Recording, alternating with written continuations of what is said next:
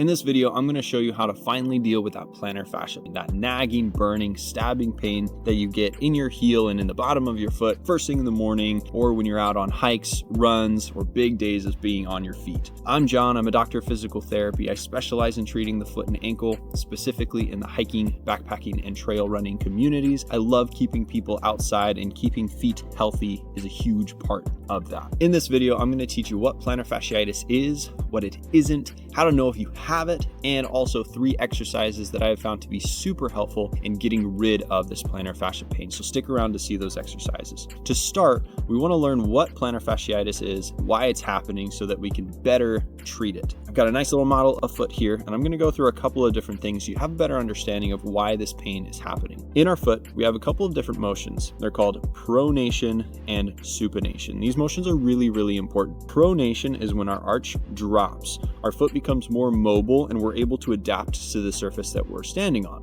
Supination is when the arch lifts, the foot becomes more rigid, and we're able to push off of the foot as we're going through that gait cycle, as we're walking or as we're running. Now, the muscles in the foot control these motions. As we step down, the muscles slow that motion of pronation, and then the muscles contract to supinate the foot so that we can push off and push forward. If those muscles are weak, if they're too weak to do their job, then what happens is when we step down, we too rapidly and not with enough control drop into that pronation, and then we stay in that pronation as we're pressing forward. Plantar fascia acts more like a rope than a spring, and it's attached from the heel down the foot into the toes. Now, if the muscles that are acting like springs to control that pronation and supination can't do their job, what happens is our foot stays in that pronated position. That plantar fascia is the last thing trying to keep that arch supported, and so we end up overstressing that plantar fascia with every single step we take. What happens is that the plantar fascia starts to pull at the heel. It actually begins to degrade and become unhealthy because it's overloaded, and that's what creates the pain. So the pain is at the heel, sometimes all the way through the arch and occasionally coming up through the inner part of the ankle, but the thing that's causing the pain is the weakness in the foot. Now, another pretty significant contributing factor to this is our ankle mobility. If we're not able to move well through the ankle, then our body is going to compensate by moving in excess through the midfoot, through that pronation. So what happens is those muscles get overworked because they're pronating and supinating too much, and that leads to that overloading of the plantar fascia again. So addressing our ankle mobility, our foot strength, the intrinsic muscles of the foot, those smaller muscles that live in the foot, are critical in order to deal with this plantar fascia pain. Now, heel pain can be caused by a lot of different things, from back pain to sciatica and nerve irritation, so it's important to know what you're dealing with. Now I'm going to take you through that test that I talked about earlier to find out if you are dealing with plantar fasciitis or plantar fasciopathy, and then I'm going to take you through those 3 exercises that I start everybody with when they're dealing with plantar fascia pain. So here's the test. We're going to come down into a half kneeling position. So 1 knee down, 1 foot forward. You want a good amount of weight on this front foot, so you want to lean on that front foot a little bit. I'm going to grab my big toe and I'm going to pull it up as hard as I can. So I'm grabbing my big toe, I'm pulling it up as hard as I can, and you'll see that that is going to lift my arch. Now, if that reproduces my heel pain or my arch pain, then it's very, very likely that you're dealing with plantar fasciitis. If it doesn't reproduce your heel pain, that doesn't mean you're not dealing with plantar fasciitis, but it might mean that there's something else going on, and it's important to check those other things like back, sciatica, nerve irritation, and nerve tension. All right, now let's get into those 3 exercises I talked about before. The first exercise is targeted at improving ankle mobility. Remember how I talked before about how if the ankle is really stiff, then it forces the foot to move more, and that makes the muscles work harder, and that makes it more likely for the plantar fascia to be overloaded. So we want to make sure that that ankle is moving well. A test that you can do first to see if the ankle mobility is something that you really need to work on is getting into this half kneeling position, just like we did with that windlass test. You're going to push your knee forward as far as you can without your heel coming off the ground.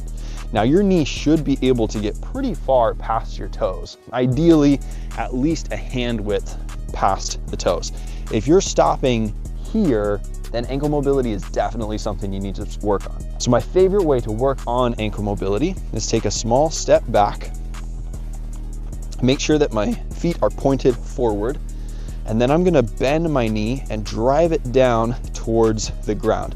This means that my whole body weight is pushing down into that ankle and forcing that ankle to bend. Now I can move my knee slightly in different directions here. I can let it cave in a little bit towards my big toe. That's gonna create more of a stretch on the inner part of my ankle. Or I can drive that knee towards my pinky toe. That's gonna lock up my ankle a little bit more, and you should feel it more across the front of the ankle as that forces the ankle joint to stretch more. What I want you to do, press that knee down, hold it for about 5 to 10 seconds at a time, and then come out of it, push down again, do that about 10 times.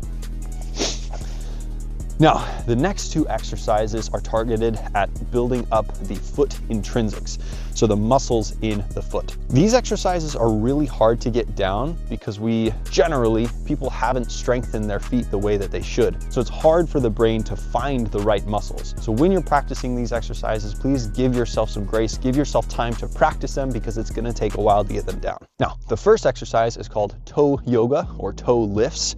And what we're gonna do is we're gonna alternate lifting the big toes and then all of the little toes. So I'm gonna lift up the big toes while pressing down, or lift up the big toes while pressing down with all the little toes. Then I'm gonna switch, I'm gonna press down with the big toes while I'm lifting up with all my little toes.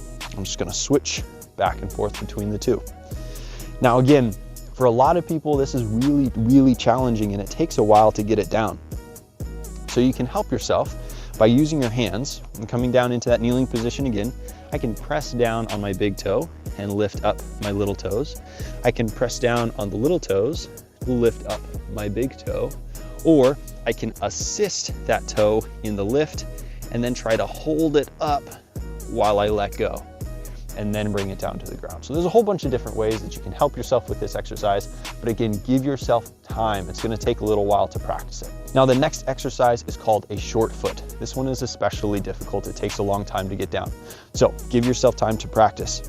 What you're gonna do is you're going to bring the ball of the foot back towards the heel and lift the arch, contracting the muscles in the arch. So you're gonna pull back, squeezing those muscles in the arch, and then let it drop down. Squeeze back, contract those muscles in the arch, and let it drop down. Now over time, you can incorporate this into other exercises like balance, or squats, or single leg deadlifts, or squats. So you don't have to practice this on its own over time. Now again, these are 3 exercises that I have found to be really helpful in getting rid of plantar fasciitis, but they're just the beginning, okay? There's a lot more to do past this, and there's a lot more to take you from dealing with consistent pain to getting back to the activities that you want to do. Now, what are your next steps? Once you've got your pain down, and you've been doing these exercises for a little while, it's important to make sure that you continue to progress through a progressive overload program to get you back to what you want to do. That's where I can help. Leave a comment below or reach out to me on Instagram and I'd be happy to help you reach your goals. I hope this was helpful.